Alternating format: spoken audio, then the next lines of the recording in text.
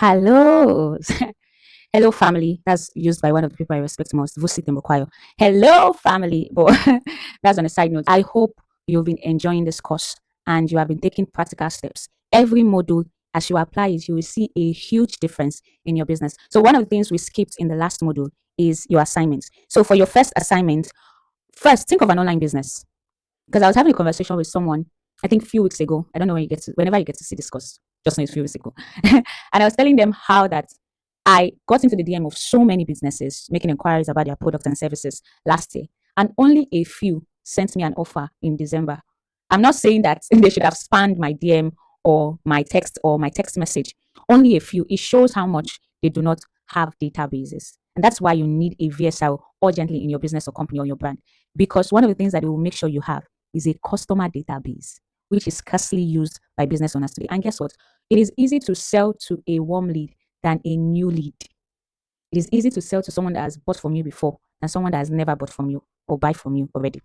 So, what are the assignments? So, think of one online business that you have engaged with and you have interacted with recently. Think of them. Then identify where a VSR is needed. Maybe in their social media DMs, in their WhatsApp DMs. Check them out. Check their websites. Do a deep dive into checking their customer journey. Their customer journey. Yes. Every time you have come in contact with their brand online and have a conversation or make an inquiry, did you get a response fast?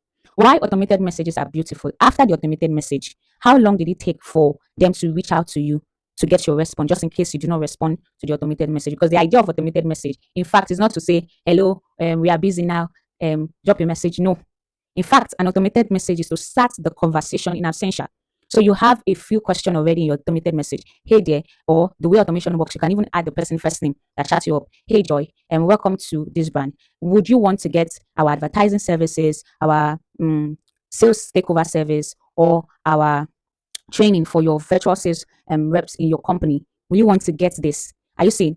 The person replies. So whenever your VSL comes online, they can easily continue the conversation from the automated message. That's you being skillful in sales. It's not hello, we are unavailable now. How can we help you? Obviously, they are here for you to help. They don't know how you can help them yet. So you are supposed to be the one that will guide the conversation. So the next question is write down 3 questions a buyer might ask. Now, most times, if you are going to close the deal, you want to lead the conversation. Because if I'm a buyer coming to your deal, I might not have all the questions figured out. It is you when you begin to ask me questions. One of the skill a VSI must have is your ability to ask very good questions. Questions that will get your customer thinking and overseeing all the things that your product can help them solve, overseeing all their challenges again, relieving their challenges and seeing that your product can solve them. So let's quickly go on to module 2. And in this module 2, we'll be helping you understand who you are talking to, where your buyer is mentally. You get where your buyer is mentally and how to guide conversations smoothly. We are just trying to make sure that you understand that your buyer is at a particular stage. Your buyer, your lead is not going to automatically become a hot lead as we see as we continue in this module 2. So what we are discussing is types of leads, stages of a buying journey, that's the buyer's journey. Open, how to close the deal. You open the conversation, you listen.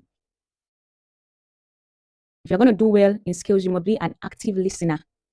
Watch the conversation. In case the customer says they want to get on a call on WhatsApp or on social media, you listen. You don't judge.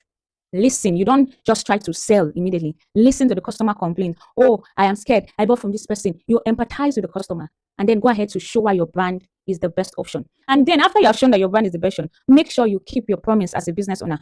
Don't frustrate the customer. Make sure you keep your part of the bargain. So the last part is handling leads, how to handle leads at different stages and mistakes that scare customers away from your brand. The first is, what are the types of leads? There are 3 categories of leads. We have cold leads, warm leads, and hot leads. So imagine stepping to a new retail store in your area, superstores. There are a lot of them, Boku Bread, Venus stores, and some few others. ShopRite used to be a thing then. So you step into that place for the first time. You are a cold lead. Now, when you pick up a cart and start choosing your products from the display places, you have now become a warm lead. So you are taking action towards get it purchased. Because you can decide to pick everything and not see buy. Because you now get to the counter and realize that your money was not up to it. So when you finally get to the counter and make payment, you have now become a hot lead because you're now a customer. You have made a purchase. So cold leads just discovered your brand. Warm leads, they are interested but unsure. They are picking the items, they are checking the expiry dates, they are checking, for this example that we use, they are checking whether things can work out. Hot leads, they are ready to buy, just need confirmation. So when they get to the counter and they're speaking to your cashier, Sometimes the way the cashiers speak will also determine how they would get whether they will get the product or not. So you must also make it a point of duty as a business owner to train your staffs properly to know how to speak to customers. Now, stages of the buyer's journey, there is a particular formula, either formula. We have awareness, interest, decision, and action. So there are 4 mental stages of every buyer. First off, they are aware that they have a problem. They really want to solve it. That's interest.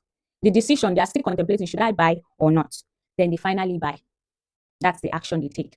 So the ideal formula for the customer journey is that you walk your customer or your buyer through these stages patiently. And the beautiful thing about this thing is you can shorten your customer journey. It is just how much you are able to have good conversation. So I could still remember, I think sometime last year, I've been freelancing for a while. So I was having a conversation with someone how that it looks as if when it gets to the stage of convincing people to finally work with me on a project, it seems that is the stage that I get to lose them. And the person said, oh, why don't you learn sales? I said, that's true. It means I'm lacking a sales skill. And then I began to journey in sales. And I began to realize, oh, there are just little things here and there that if you're a marketer, you just need to do and learn to be a very good salesperson. So make it a point of duty to learn properly. So awareness stage, you want to be friendly. You want to ask, oh, how was your day? How was your week? Depending on the product you sell, you might ask questions around family, around relationship. Are you dating now? If you're selling a product that has to do with making women look more beautiful, or did you break up recently? When you say are you dating now, somebody say, oh, I just broke up. A good reason why you should get this skincare bottle, so that when next your ex sees you, you wish he never left. So these are conversational icebreakers that would make this customer want to get a product from you. So those are the stages of the customer journey. And for the awareness stage, be friendly.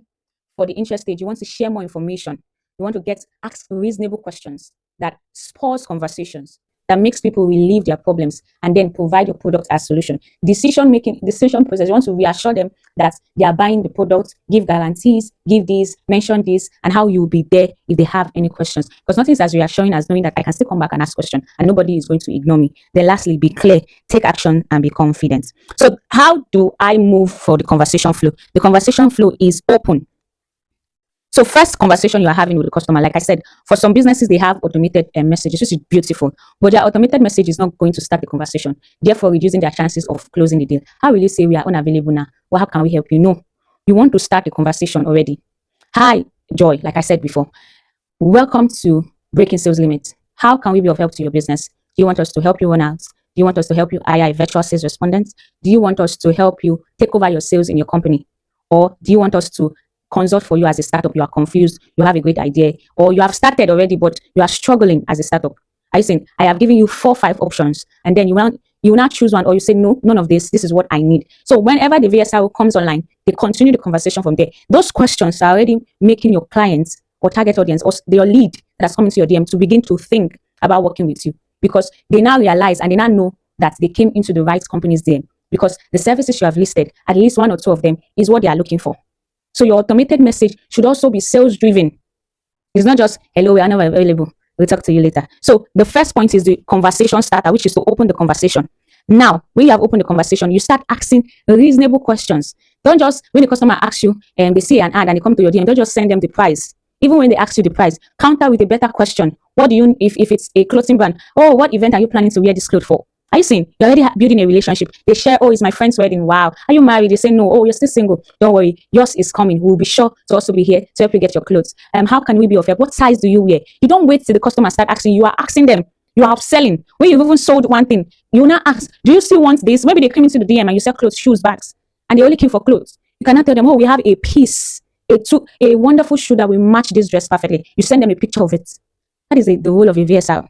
Then after you have opened the conversation, you listen. As they're giving you answers, their feedback will guide your conversation. Now, the opening point of the conversation, you already have your script. So your script is already prepared, and you are using your script as a guide for the conversation, for the questions you're asking them as a VSL, which we will teach as we progress. Then you listen, then you guide, then you close. Oh, I don't really like this color. I don't think it will be good for my skin. Okay, what is your skin tone? Oh, I've never worn this color. I don't really like bright colors. Wow. I think it will look perfect on you. What's your skin tone? You are now looking beyond just a customer being a number to building a relationship with them. You are giving them clarity on what they are trying to get, and you are most likely going to make the purchase. So understand before responding, lead them to clarity. Explain when they have objections, or when the customer says no, does not necessarily mean the sales have ended. In fact, when they say no, you might most likely sell it to them in the long run. if only you ask the right questions. Then, how do you handle cold leads? Ask many questions. For the first time a lead comes to you to your DM, when you're asking many questions, make sure you are asking questions in correspondence to their feedback. Even while you have scripts, you also want to use feedbacks as a guide to know the next question to ask. You don't just use the script verbatim. Avoid sending prices immediately. Avoid it. Focus on educating the customer before you finally make the purchase. They make the purchase. For warm leads, ask fewer questions. Focus on reassuring them and move them towards taking action. So, what are the mistakes that scare a lot of customers away? Replying late. Are you serious? I came into your DM and you're replying me 5 days later as a business owner. Please spare me. I am also busier. And that is why, as a business owner, as a brand, as an organization, you need a VSR, someone that is on standby, responding to DMs. You can even employ multiple VSR across different time zones. You can have those that respond in the morning, those that respond in the afternoon, those that respond at night. Stop responding late. Sounding robotic. Always just, while you can use artificial intelligence, beautiful, to reply, but you want to add that human touch. You want to add the human touch. Sending long voice notes. Customers do not have that time. It should be brief. 2 minutes, 3 minutes. The briefer, the better. The most likely they will listen to the voice notes, if eventually they do. And most times you want to send the voice note because they requested for them, or you are sending it as an explanation for an offer. We'll teach that as you progress, that as a business owner, you can just send an offer every now and then. Because offer marketing is a thing on its own. It's very relevant if you're a virtual sales respondent. Then, dropping prices too early, or you are said during the week that the offer will last for 3 days. 5 days later, you are still selling. Sometimes you will say no, the offer is closed. Try again when the offer opens. You must be true to your word. Being aggressive. Have you met those customers? Those businesses. You're aggressive. It's my money. I will ask 1 million questions to be sure that I'm not about to waste money or make another poor buying decision. So allow your customers to ask a lot of questions. Ignoring objection. Someone is saying but you just go on with your scripts. I keep telling them buy now. No, you answer their objections. Oh, the last purchase I made wasn't great. You reassure them that no, we take our customers seriously. In fact, I can guarantee you that if you get this product and you don't like it, you can get a refund. Are you saying? Or if you pay today and you don't get it this day, be sure to reach out to me and I will add something for you. So you want to reassure these customers. Don't ignore their objections. Don't ignore their objections. Don't you, somebody sends you a message. Don't just go ahead and just do things anyhow. As a virtual sales respondent, you must be skillful in what you do. You take time to understudy the challenges of your target audience and then make sure you have solutions as answers in trying to get them to make a purchase. Now, for the assignment for Module 2, rewrite this bad reply. Rewrite with bad reply. Price is 50,000 naira. That's a very bad reply. Rewrite the reply. What will you have replied if you wanted to reply a customer that asks you for the price? The next is check our page. Like, why aren't you sharing the link to the page? Check our page, K. Why are you sharing the link to the page on the DM? I cannot check your page. When I land on Instagram, I forget. I'll have 1 million other things to do. Telling you the reality of a customer. I have 1 million other things. I have attention is low. I can get carried away by skits. It's my Instagram. Please. Bad reply 3. Yes. Yes is not an answer. When it comes to closing deals. Yes, we can do this and this and this. Yes, this is what will happen. You need to complete a statement. Bad reply 4. That you need to send a better reply. It's on the flyer. Which flyer? Send me the flyer now. Highlight the place. Do you know that most people don't read flyers? In fact, it's better you even type it. The next is if you want it, pay. No.